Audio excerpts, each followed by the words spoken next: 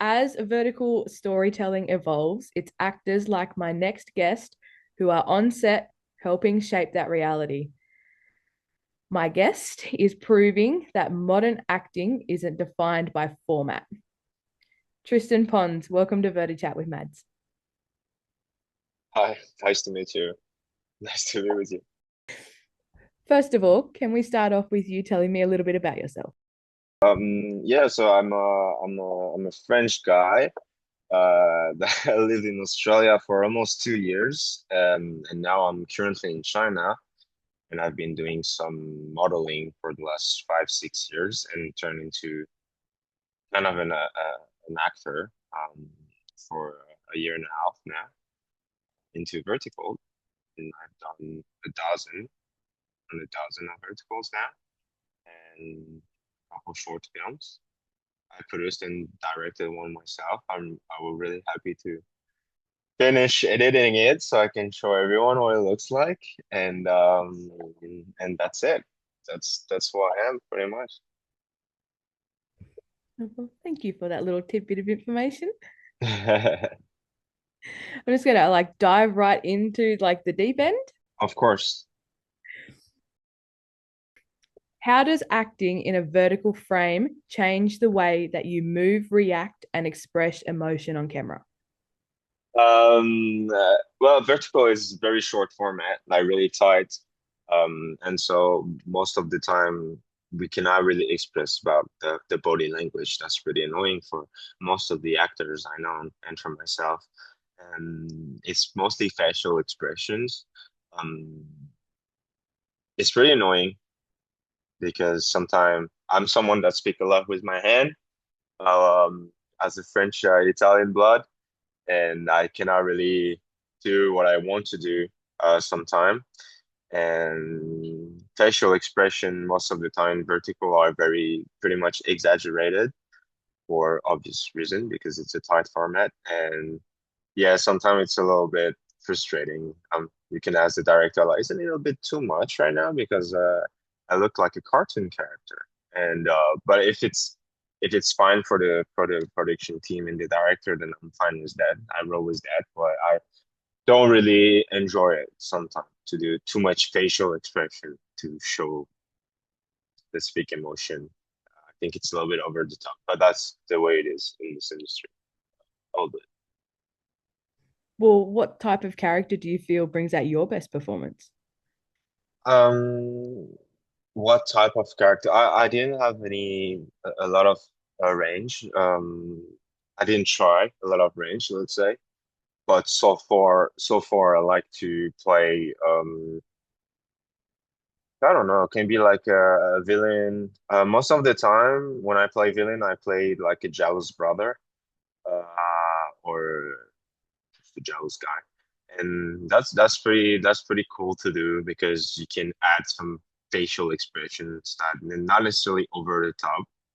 And yeah, I like to do that. It gave more opportunity to show more of your acting skills. I like it. So far, I like to do that. We'll see later, what kind of new character development. Every time is pretty much similar.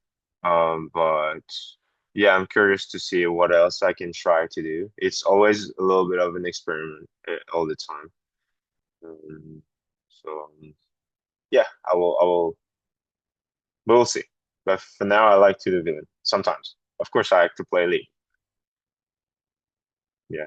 Which one would you prefer over the other, though? What do you mean? Would you prefer the villain or the lead? I like both. I think you need to do both. As a villain, you don't have a lot of screen time.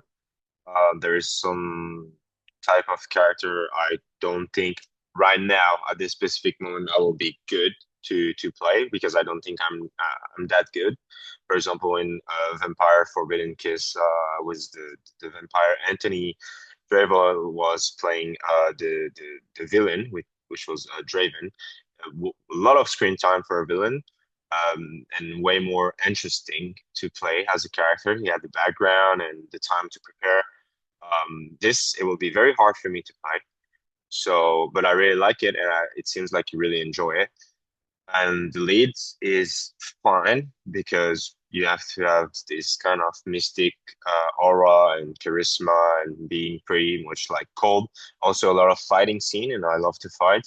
So it's pretty interesting to do lead for this specific reason for the fight scenes. I like it. Simply as that. Villain, you pretty much get beaten up all the time, so it's okay, but that's different. And yeah, so you need both. I would say you need both. So you would probably choose like action scenes over like an emotional scene. No, I mean I like both, but action scenes are fine. I love them. Emotional as a lead is like so far what I've done. I'm not saying like for everyone, but so far what I've done is not like the scene that's are the most interesting for me. I don't find them so interesting. Uh, Please believe me. I didn't cheat on you. I love you.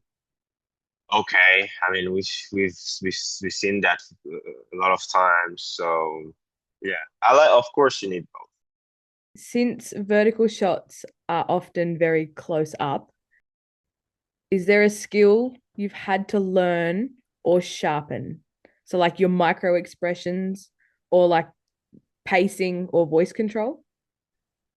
Well, that's interesting because I didn't study acting, so most of the time when I know I can do it, I do it myself because I know I'm able to do it. Like for example, spotting me doing something wrong, I can pretend I'm lying, like some stuff like that. But when it turned to do something more specific and more, let's say, professional, that I never learned, I'm asking people that know better than me. So as I said, Anthony, that's a very good actor. I asked him to show me how to die on screen because how the fuck would you learn how to die in real life? So you have to ask someone. You can. It's hard to improvise dying when you never done that before. So this was good. Also shouting in front of someone's face, like if someone is literally in front of me, it's hard for me to shout to his face because it feel weird. And so Brooke told me how to do that, and I learned that. So even controlling the voice, yeah, sometimes I ask. There is no problem. There is no problem asking, especially if you're like let's say a beginner like me or someone that don't have that much of experience except what I've learned on set. So yeah, and I love to have people's opinion, people's that know what they're doing opinion, because sometimes people give you their opinion, they have no fucking clue what they're talking about. So I'm not listening to them. I'm listening to confirm, let's say, people that can improve me. So I'm asking to my director or some co-stars that have experience, and yeah, that's cool. That's part of the good thing of the job I like to do as well. No, it's good that you're like outsourcing from your co-workers, co-stars, Yeah. like for help rather than, just sitting there or not sitting there, but like doing nothing about it, if that makes sense. Because Hmm. you can all bounce off each other. Well, I think I will be very stupid not to ask uh, for this. Like it will be done. I'm not doing it. Like I haven't done any school, and you have to learn from others. Otherwise, how are you supposed to grow? You're gonna stay in your tiny bubble, an educated bubble. So no, of course you have to ask others, of course. How do you prepare for a scene that might be just like a minute or two long, but it needs a emotional beat, like a major emotional beat? There's to be very honest, in vertical, in short drama, there's a lot of not say improvisation, but as you have one take or two take, most of the time it's pretty rushed. We don't want to go. They don't team don't want to go overtime. So most important is to know the lines, and you have really to try to learn the lines very fast. And once you get in there and action, then the emotion is not improvisation, but I would say is solid. Like you don't really have the time to build anything. So yeah. So if you have the chance to do more than one or two takes, then that's amazing. You can slowly get into character by rehearsal, and then if there's a problem, like outside problem, like noise problem or light problem, it can give you time to practice more and more and more, and then you can eventually have something good to show. Um, Perhaps it's if you don't really have time, then that's life. You have to improvise certain emotion, and let's roll with it, I guess. What type of character do you think works best in vertical storytelling? Dramatic, comedic, mysterious, or romantic? Or is there one for you? Can you repeat the four options? I'm sorry, my cat. Dramatic, romantic, comedic, Mysterious. mysterious. What's the big mix of all of them? I would say nowadays verticals market, short drama market tends to obviously be more into romantic and dramatic, a little bit of mysterious sometime when they want to add werewolf or vampire or superhero. Um, but I saw recently these last few months an emergence of comedy, and I find it pretty interesting. That's very good. That's a good move. I think probably people will start to getting bored about all this romantic stuff and similar story every time. And I saw recently a vertical when they swap the body. Maybe I'm late on this. Maybe they've done that a lot before. I have no idea, but I saw it for the first time and I was like, oh, that's interesting. Like, why not? So yeah, I think comedy can be interesting, can reach another part of the market, more viewers, different viewers. So if we're talking right now about the markets, romantic is working obviously super good. But if we're talking about the future, um, yeah, I'm looking forward to see something different because I don't really Would like are you into like horror at all? yeah. Yeah, some are. Like I'm not like the big fan of horror movie, but I know my classics. I like some of them. I love some of them. I'm not like a huge fan. I'm just like yeah. I'm watching a lot of movies, and yeah, horror can be good in vertical. Everything can look good in vertical. That's not a problem. It's not about the format. To be very honest, the format is absolutely not the problem. Like you can do masterpiece on any format. You just have to find the right ID. And right now, the consumers of verticals tends to be like volume. You told me earlier you're watching several verticals. It's hard to do that with proper, I mean, proper movie, because it's not fitting you the same. A lot of people watching vertical in fast two to speed two, very fast. So more. So I think the format is not the problem. The story is going to be a problem because everyone is expecting the end of every vertical. Everyone know what's going to happen.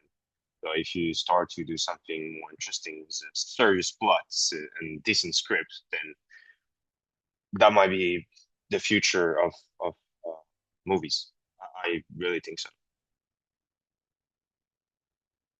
What would be your idea of like the perfect script now that you're on like a storytelling because you said um if they had like a decent storyline or like script they could like obviously skyrocket. So what would be your perfect one? I don't think there's a perfect one. I'm just saying like if people tend to have less and less attention time on their phone, if we start doing blockbuster in a vertical way as scrolling, so it will be more of a series and not like a whole movie. But if we're doing like series that you need to scroll on your phone and then you need to pay episode by episode, anything could work. If you want to do like a Star Wars, and I think there will be one day. I will sell my soul, and I'm not going that far. I don't sell my soul, but I can cut my hand, and I will say, I mean, in 10 years there will be a Star Wars vertical. I know it. And if it's not Star Wars, it will be Dune or whatever the fuck they want it to be. But it's gonna be literally like very big, well known. Um, name in the movie that will go on vertical. And some of the star we know right now, they will do vertical. If they already not doing it, I have no idea, but probably they're doing right now verticals. So it's not about the format. It's not about the script. It's just like it's gonna be the continuation movies vertical, 100%. Have you ever changed how you act or choose roles because of the kind of audience that vertical dramas do attract?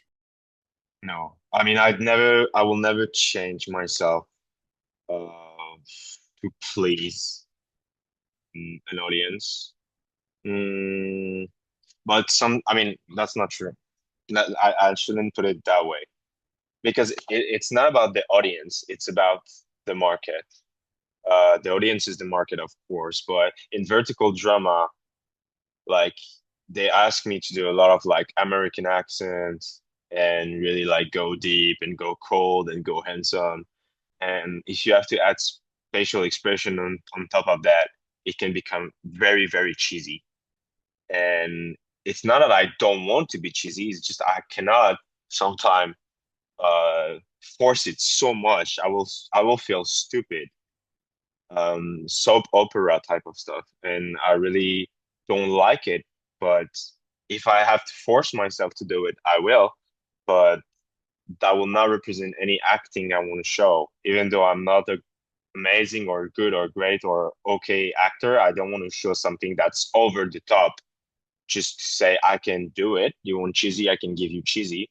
I don't really like that. So I'm not saying I'm not going to change for the viewers, but I can change when because a lot of times directors tell me, Tristan, I need to be more, more, more. Like you told me you watch Love Found Us Again. At some point, I'm taking like the DNA report and I have it in my head. And they say, okay, Tristan, now you gave a facial expression, you're surprised. And then I'm like, whoa. I said, no, that's not enough. Oh, well, more. Okay, well, and at some point, the take they keep is just like I look completely stupid. Like just like, whoa, like okay, bro, like we get it. It's your son. I mean, you don't have to over exaggerate everything, and I don't really like that. But if the director tells me to do it, I will do so. That's very valid because I wouldn't want to look stupid either doing that sort of stuff. Well, I mean, this is every actor job. You should be able to change your accent. I'm working on my accent. That's normal. Like honestly, that's the basic. The accent, but even being cheesy, if tomorrow someone's called me and say, Tristan, we have a movie for you, and I would like you to play cheesy because that's literally the plot of the movie. We want to do a soap opera on purpose, and that will be funny. I will do it 100%. But the fact that the market of vertical most of the time is based on something way, I'm not saying so, but maybe way more extra, overreaction, I don't really like it. That's it. I'm not saying it's crazy or it's bad to do it. I'm just saying that to do it every time can be pretty annoying. But consider regarding the accent, I will not defend myself on that. Like we are actor, we have to be able to change when it is requested. So there is no problem with that. It's completely, I will adapt. How many accents would you say that you know already? I don't. I'm gonna say none because every time I try to get into an accent, it, I'm not very good at it. So let's say I'm still training. Let's say I'm still training. But it's hard to do a British accent. It's hard to do an Australian accent. It's hard to do an American accent, Irish accent. Um,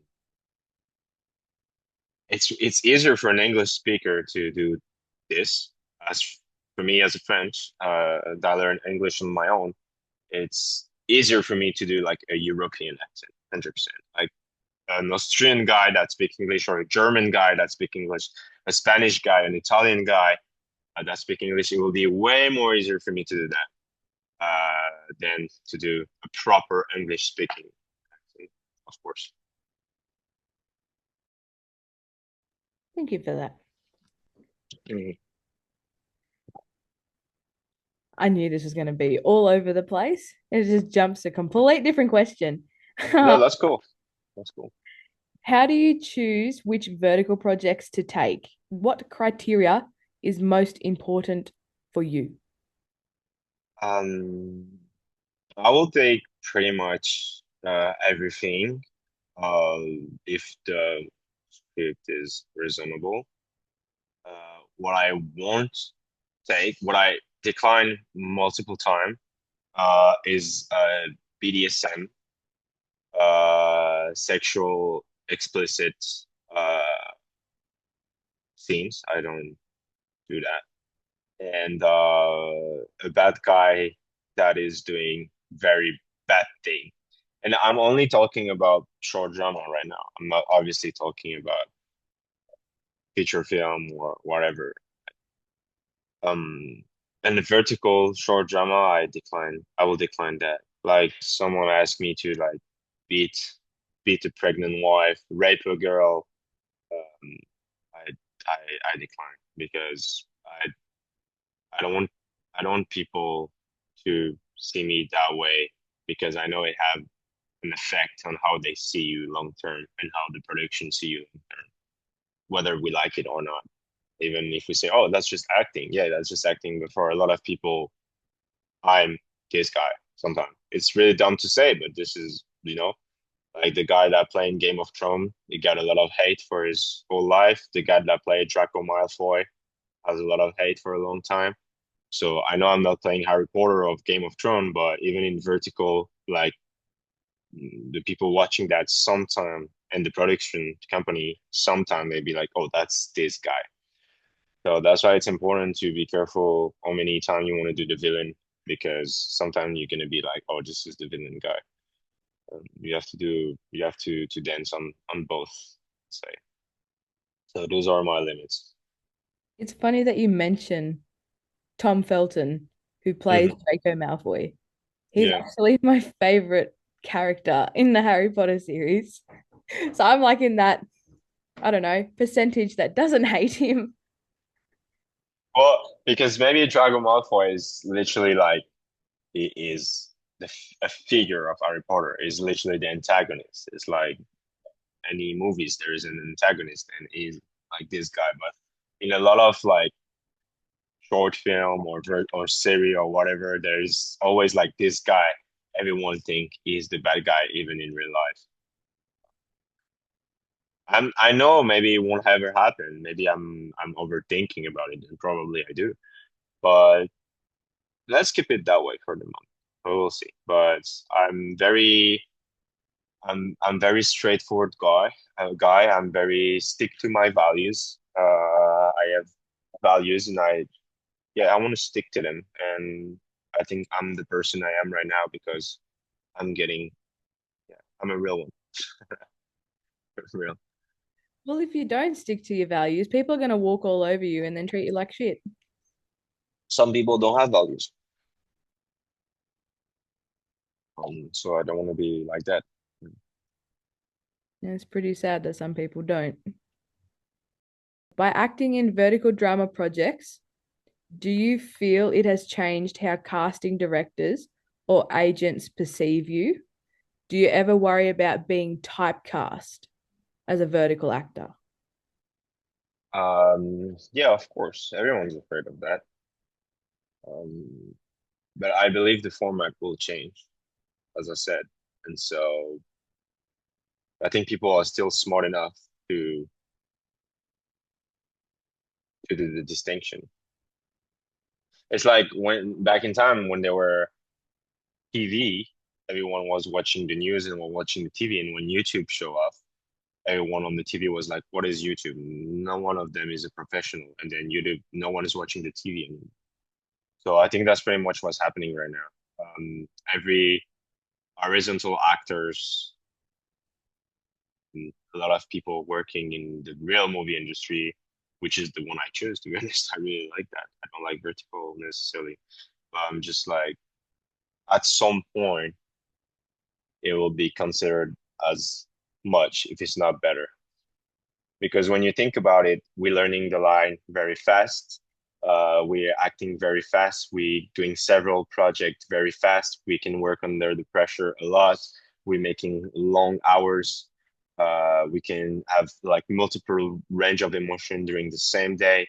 That's intense work. So not only school or theater, it's literally like work on set several times. It's the perfect school, and it's a different approach. It's a different way of acting, but it's also, yeah, I think at some point people won't see the difference anymore as much as right now it is like kind of a rivalry. Yeah.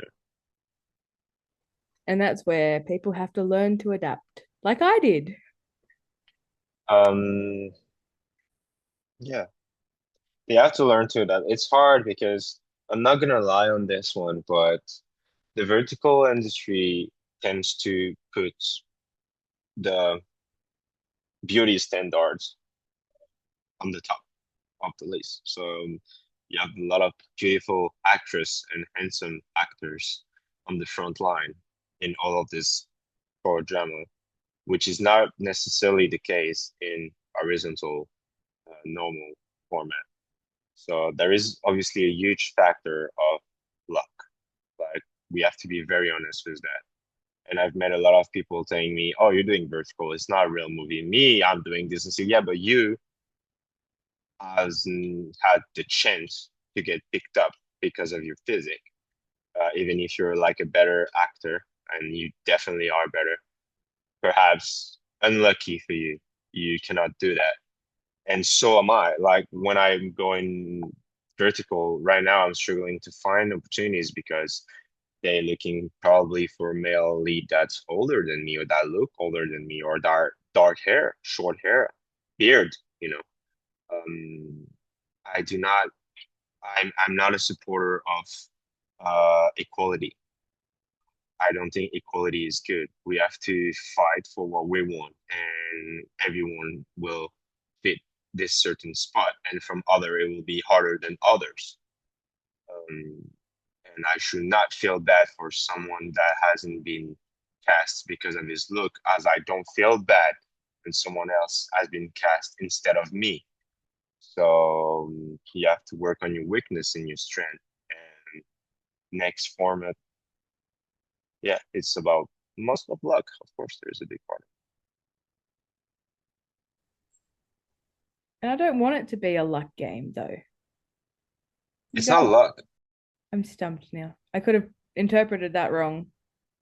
No, but I mean, there is obviously a part of luck. I mean, beautiful people, I mean, the beauty privilege or whatever we can call it exists. Of course, it's a fact, and it has been the fact for fucking ages. Like that's the whole point of our the human being is to have good genes, to make people with good genes, to fight other people with good genes, and in the kingdom they will marry each other because they were all fucking cousins because they want to keep the blood the same. I mean, it's not a mystery. We always like good looking people or people with this type of skills will be like that. But I'm just saying that if you're working hard enough to do something else, I think you can find your spot. I really do think so.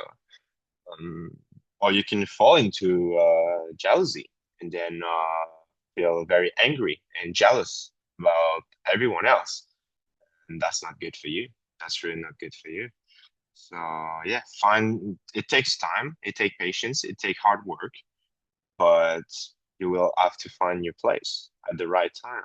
And if you're not good enough at something, then you should try more, you know. But that was like I saw a photo, I think, a couple of months ago, maybe, where they were hiring for looks and not talent. And that really bugged me. But vertical is all about look, it's not about talent.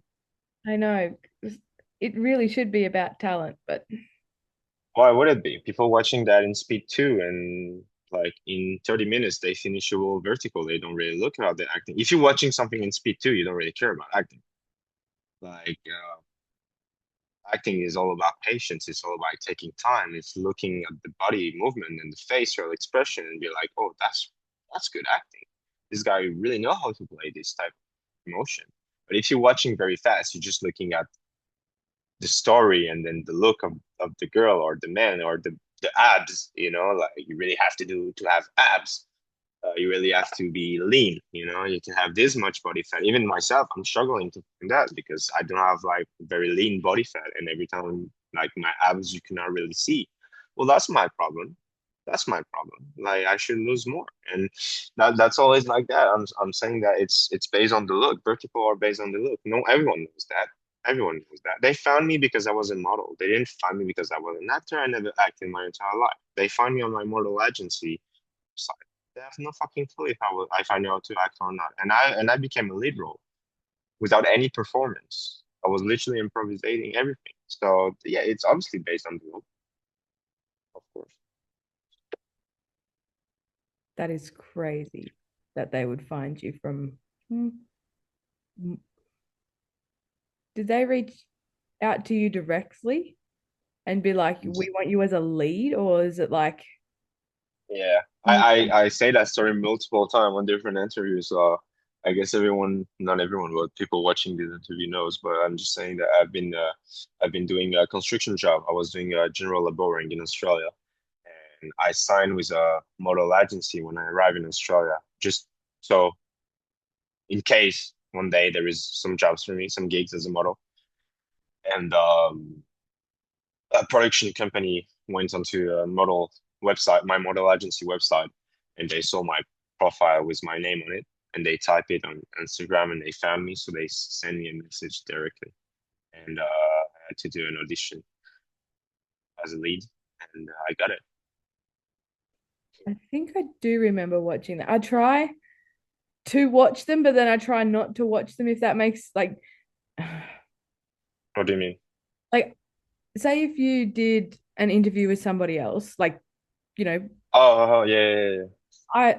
the only reason I would watch that interview was to find was to I don't know, I write down what questions they ask so I know not to. Oh, yes, you. Yeah, that's smart. That's very smart. That's the only thing I do. But I felt bad because it was like I messaged you yesterday and then you're like, No, of course, it's fine, and I had time, and that's perfect. But I'm telling because that's a question that's coming a lot, and that's how I get into acting or vertical, and I'm usually saying this funny story. Yeah, that's how I get it. I'm sorry for making you repeat that. So I didn't have enough. No, you know, don't be. Well, that's the number one question, right? How did you get into that? That's the same question I asked you when I met you first. Yeah. It's like, yeah, There's no problem talking about that, right? but I feel like this is just my personal view that if say, I reached out to you and asked if you wanted to do this, um, a lot of if the questions are always how did you get into verticals? How many have you done? Like Yeah, all the yeah. repetitive ones, you guys will not want to do them anymore because it's the same shit every interview. That's I just mean, depend. I mean, that's why sometimes I like to talk about other stuff. And yeah, we did. You know, we talk about the format, and that's interesting. No one really talks to me about that. I tried to Um, make them wildly unique so that yeah, it's like a conversation that, both of us could really get into instead yeah. of the typical how long you been doing this for? Like what were you doing before it? I There's no problem. I genuinely want to know that. Being a vertical actor obviously comes with its own set of challenges. Is there a skill you've had to learn for a specific role or to get a role? From my previous jobs, I didn't really have to learn a role in particularly, but mm, I don't know. When I do the lead, I don't have to put myself into any sort of mental space. Most of the time, it's when it comes to learning, like proper learning, I never really learn a, a typical role. But when it comes to play a certain emotion, as I said earlier, sometimes I need to learn specific things or put my mind into this specific emotion. And this is where I think my job is really. now. My time is now because most of the acting is pretty flat, and when there is a specific emotion for a specific scene that I think is important and that will be good for me to practice and to try, I do it. I do it. So your skill is emotion. Like the skill that you've had to learn the most is emotion. Yeah. Yeah. Which is fair because it doesn't come naturally to everyone. Well, it doesn't come naturally, but also it puts you in a state of mind that is not very good sometimes for your mental health. I will say, like, if you have to do a scene where you have to cry, I luckily or not luckily, I didn't have the opportunity to really crying out loud like a lead actress. I know the actress really have to cry. If you do not know how to cry on demand, like Stephanie do really well, Stephanie Mann, that's a very good actress. I really love to work with her. She know how to cry on demand, so good for her. That's a really amazing skill. Perhaps if you have to put your head into a mental space where you need to cry, so you need to remember about a trauma in your life. Um, I don't think it's very good. I don't really like it, but that's part of the job. So yeah, I was saying in a previous interview, on my first vertical job, which is Let Me Taste Your Husband, I had to the first time in my life acting. Thankfully, it was on day 6 or 7, so I had the time to a little bit get into the acting mode, which I never done before. I had a gun and I have to shoot on some guy, and then my girlfriend, I mean the girl in that played my girlfriend, have to get into my arm to protect me, and then she gets shot by someone, and then she died in my arm. Um, it's pretty hard to play because you have to learn. Um, and I didn't have anyone to teach me, or I didn't really want to ask anyone because I try to put myself in the mental space where I'm trying to do this right now rather than to be like, oh, sorry, excuse me, can you explain? I don't have the time and I don't have anyone I can ask. So yeah, this needs to put me into a mental state that was really hard for my brain to process. And then it comes that an hour after that, I was still processing it like someone died into my arm and I have to scream and cry. So yeah, this is the hardest part is the emotional in the scene, not a character in this globality. Thank you for that because I find it fascinating that like everyone's answers for that question are vastly different. When it comes to the line, that's part of the job. If you have to learn the line, you have to learn the line, and that's it because that's what you have to do as an actor. Wait, learn the line, and show emotion. But so this is basic job. You have to, and the brain is interesting because the more you do something, and the more it become easily. So if you do everyday auditioning, the very first audition, it will be a nightmare to remember the line because you'll be like, fuck, I cannot remember this lesson like when I was studying. Perhaps when you do like a full days of acting or you do a full day of auditioning, it really came more naturally because your brain has this common exercise. It's really easier for the brain to remember the line. Now, when it comes to learning, everyone is different. Everyone has his own background story. Everyone has his own trauma. So I think the example of someone dying inside your arm is pretty hard to do because I don't think everyone had this trauma in their life, but this you have to practice and learn. Perhaps when it comes to more like natural thing, for example, like I've been boxing for a very, very long time. I was a competitive boxer before doing any of the vertical. For me, it's way easier to do fight scene choreography. I get it very instantly, and I can create a fighting choreography very easily. So that's and I really like to do that. So maybe if you watch Love Found Us Again, the fight scene, like it's very easy for me to do because that's something that was part of my life for so long. It's in my DNA, it's in my body. So when I need to roll, high kick, and then throw knees, it looks natural. So this I don't have to learn because I knew already. because that was part of my life. Perhaps for someone that never done that, it's really hard because it's very new. But maybe this guy know how to play violin, and I never played violin. So if I need to be a violinist in it as an actor, well, I will have to learn. But he doesn't have to because it was part of his life. So everyone is different regarding their life experience and trauma, and yeah, maybe it's hard to do. For example, for us as actors, lead actor, to every time trying to charm a girl, being flirty, being very charismatic. Maybe for someone that has a girlfriend for 15 years and never tried to flirt ever again since he had this girlfriend, is really maybe hard for him to be flirty again or look like. But for someone that has been single for all his life, maybe it's going to be super easy for him because he flirted all his life. So it's going to be way more comfortable doing that. So it will come to like life experience mostly as acting. And that was like, That's one of the biggest key. I'm pretty sure I messaged you off like my personal account about your Okay. fight scene in Okay. Found Us Again. I was like, that is like one of the most amazing fight scenes I have ever seen Oh, in. you did. And I replied to you. I say that's really Yeah. nice of you. Yeah, thank you.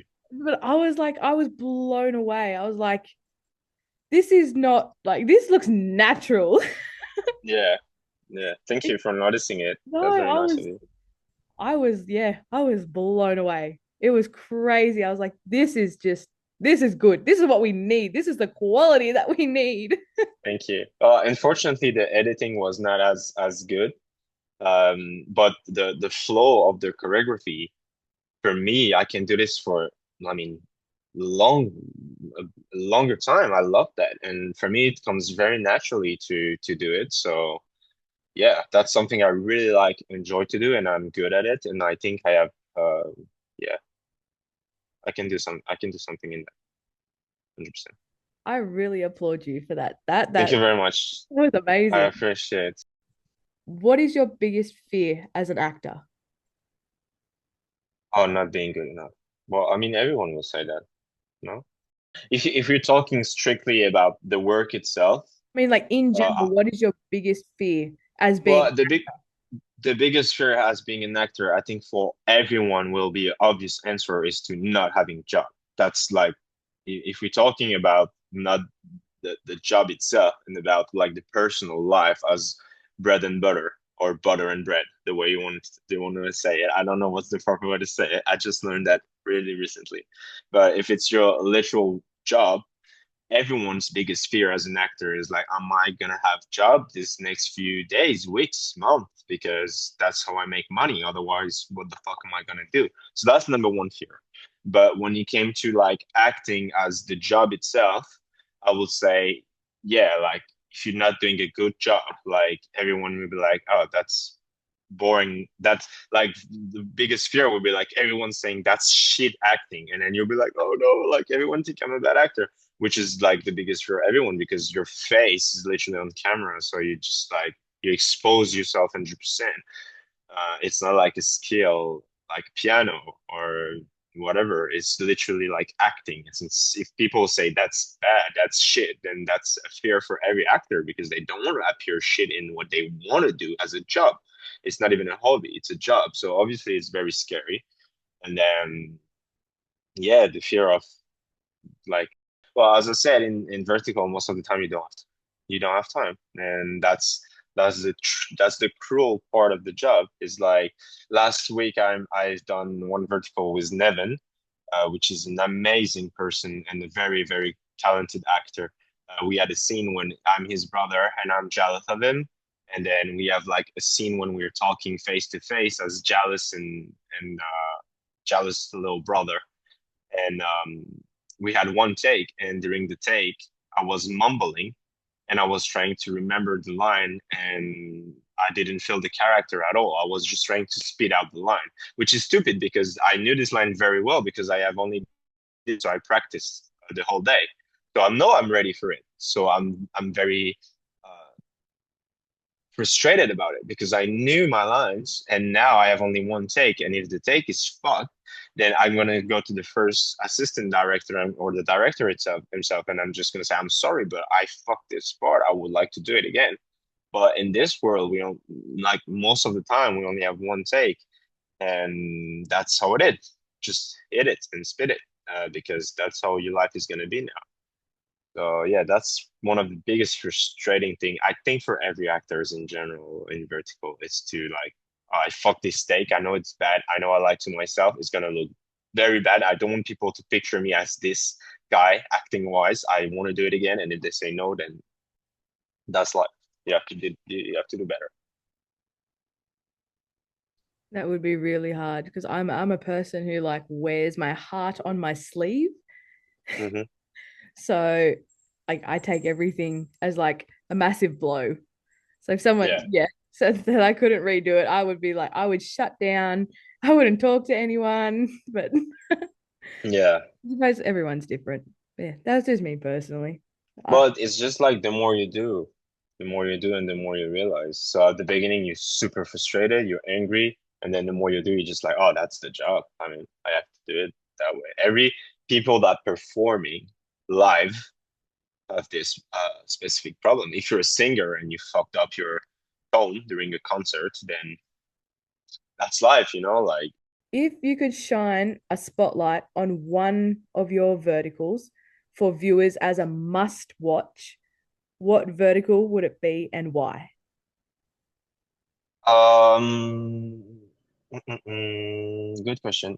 I'm just so as a lead, so the problem is a lot of vertical I've done never released. Yeah, yeah, a lot of vertical I've done never. I've done three verticals that never released as a lead, and that's very, very, very, very, very frustrating for me because for one of them I never get paid.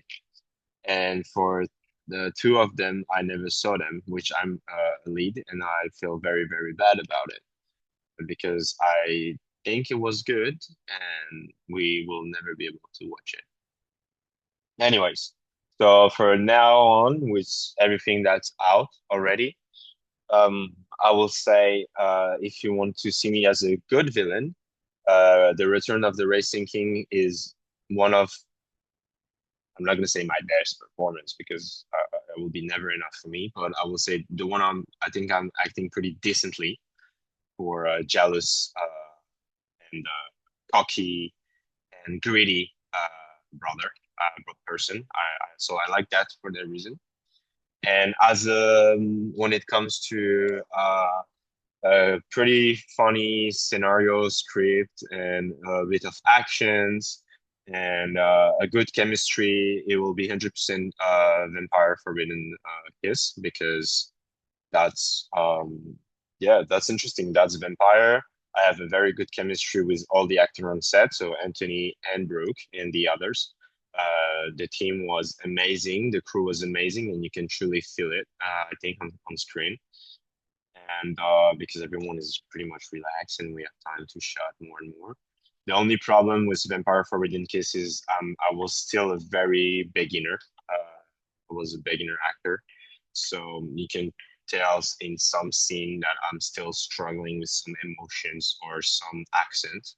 Perhaps it's not that bad compared to when I was Gone the Regret Begin or whatever this article is called, which I think this one is um, so yeah, that will be the two, villain and lead.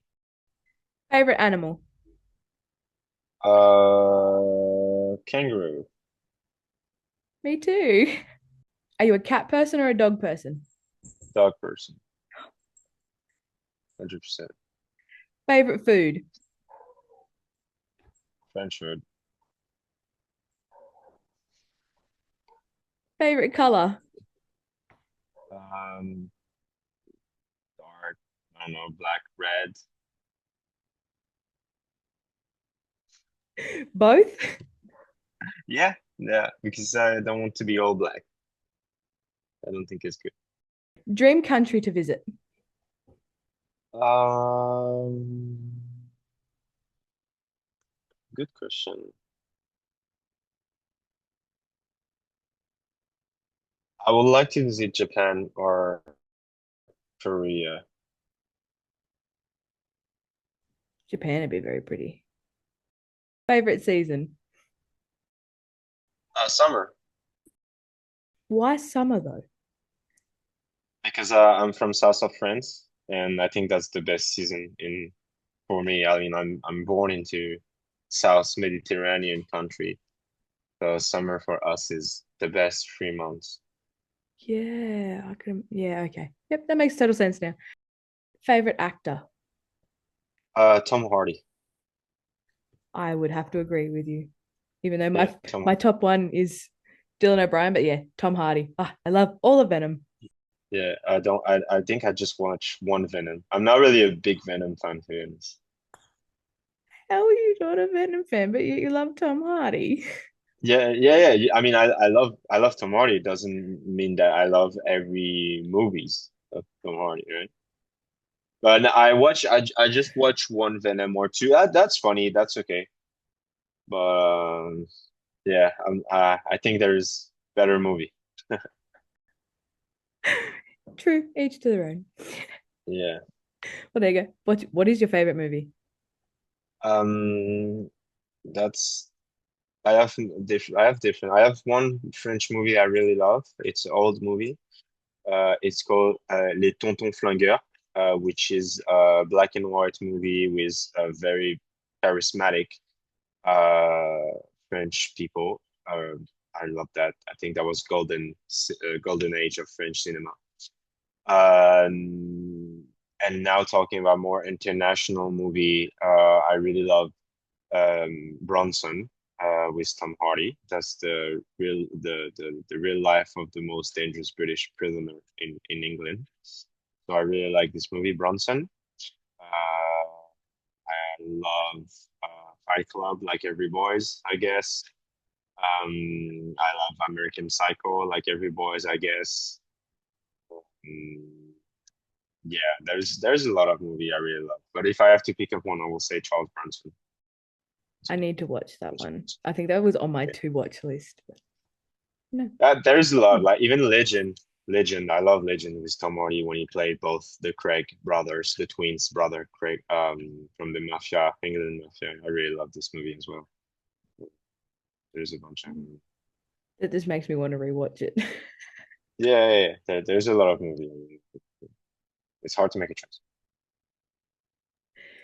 Favorite music genre? I will go for metal. I'm a very big metal head. So metal, 100% metal. Who's your favorite singer and song? Like in I don't have a favorite singer, but I will say, okay, if I have to just pick up a singer, I will say Corey Tyler, the singer for Slipknot, because he's as good as acoustic, slowly singing, and as well as screaming. So very talented. you can Um, choose band if you really need to. a band. So yeah, of course, Slipknot, but a favorite band is a French band called Rise of the North Star. So yeah, it's metal. I love every genre of music. Sorry, but I think metal will be my first one. So yeah, I love Nirvana. I love Motley Crue. I love rock in general. I love a lot of rock and roll and metal band. And I learned English with Eminem, so I'm a big stan. That's how I learned English at age 10, 12 to this day. So I'm a very big stan. Mm, yeah, I'm listening to a lot of different That's beautiful. That yeah, you use Eminem. songs. He's been a big inspiration to like a lot of people that I know.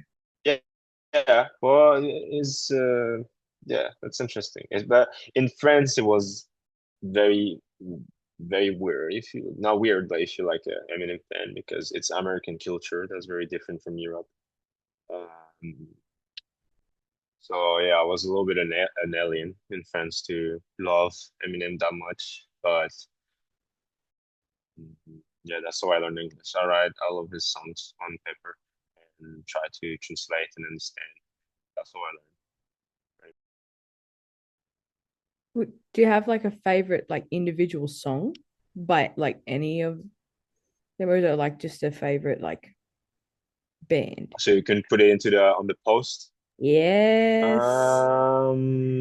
Some of the songs Um, that I've heard are like wildly different. right. Well, I'm gonna give a bit of change. I will say "Kickstart My Heart" from Motley Crue. I wonder if Instagram actually has that. Yeah, they have. They They have. do? Sweet. Yeah, yeah, of Hallelujah. course. That'll Of be course, freaking of easy course. then. Kickstart My Heart. City life or country life? Country. Yeah. I can get amongst that. Uh, Biggest pet peeve. for me, it will be someone trying to convince me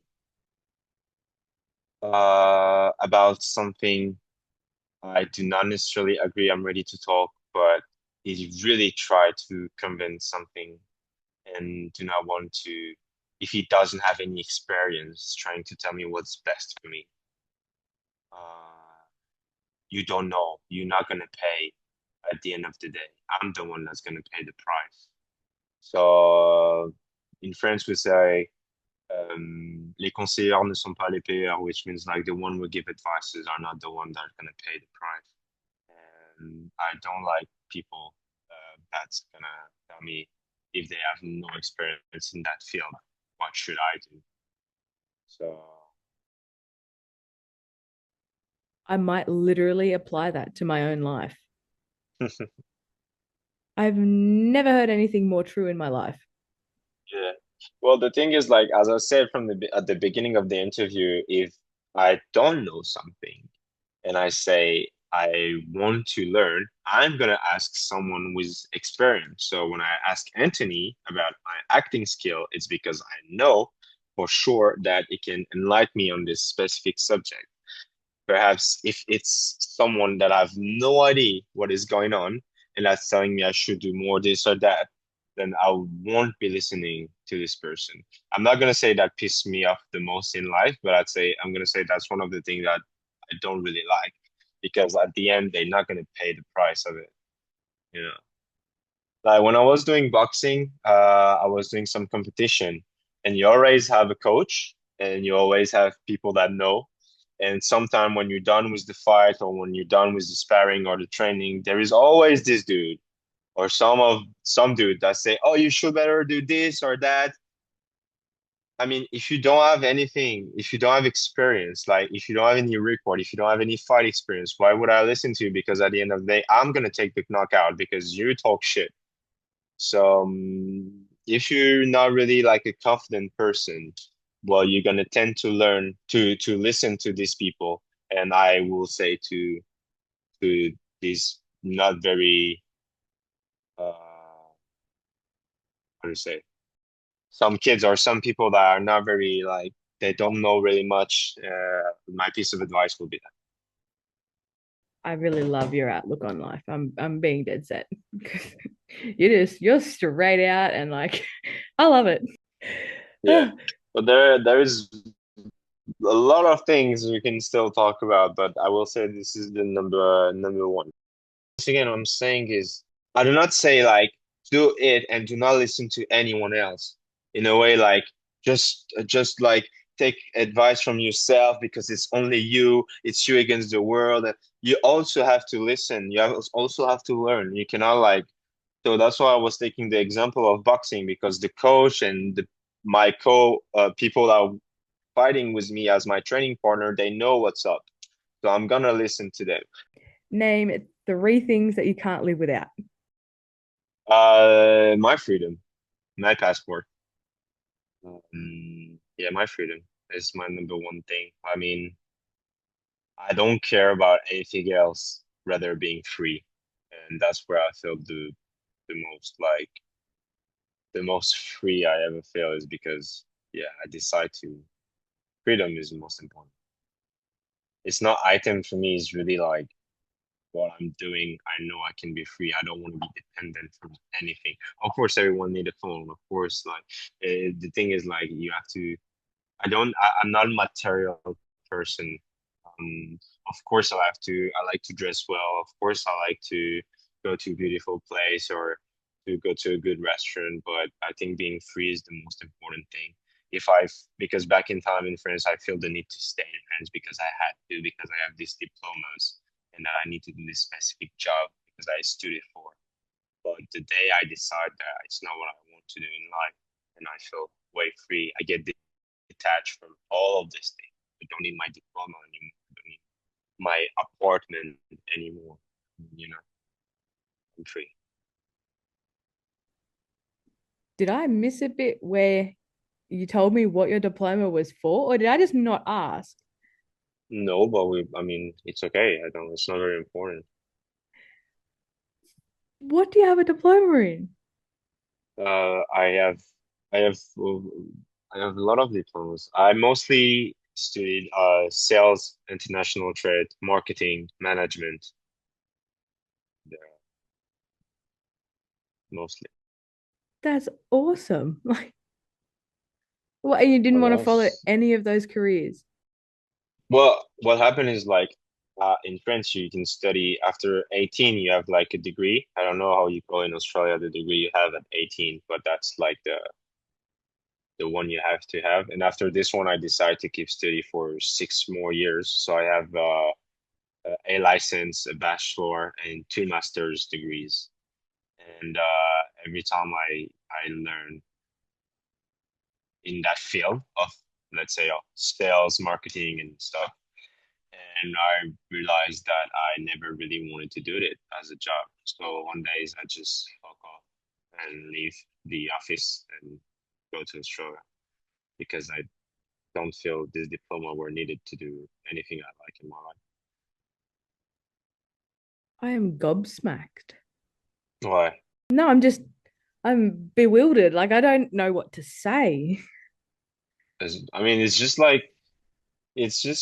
it's just life, you know. Like I met incredible people by having diplomas because you met people on the same page. Sometimes depends what you want to do. But I met my best friend got married like a couple months ago, and we met because I've done this studies. So you met incredible people. So I will say the most important thing I get from these studies are the people I met along the way, not necessarily what I learned from the studies or the jobs I've done. It's not really what mattered to me. Thank you for sharing that. Describe yourself in 5 words or less, or in one sentence. Um, Wild, free, real. Yeah, I'm fucking real. I'm real. I'm original. I'm not a copy. I'm stick to myself. I have values. Number one. 100%. Like, So you are that one would of be the the most realest, important. you are one of the realest people I've met.